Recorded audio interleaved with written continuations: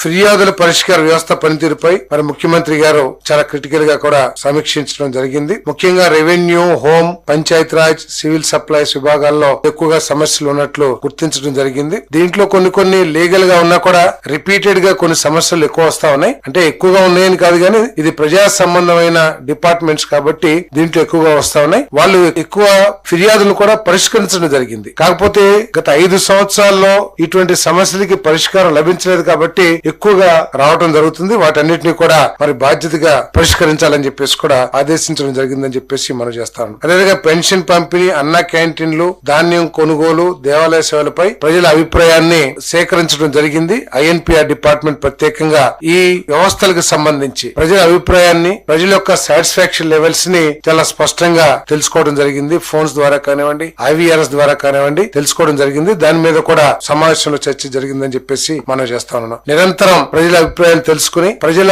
అభిప్రాయాలకి కారణాలు ఏమిటో, అంటే వాళ్ళు ఏదన్నా సాటిస్ఫాక్షన్ గా లేకపోతే వాటికి కారణాలు ఏమిటో, ఆ కారణాలకి ముందు పునరావృతం కాకుండా ఉండే ఏ విధంగా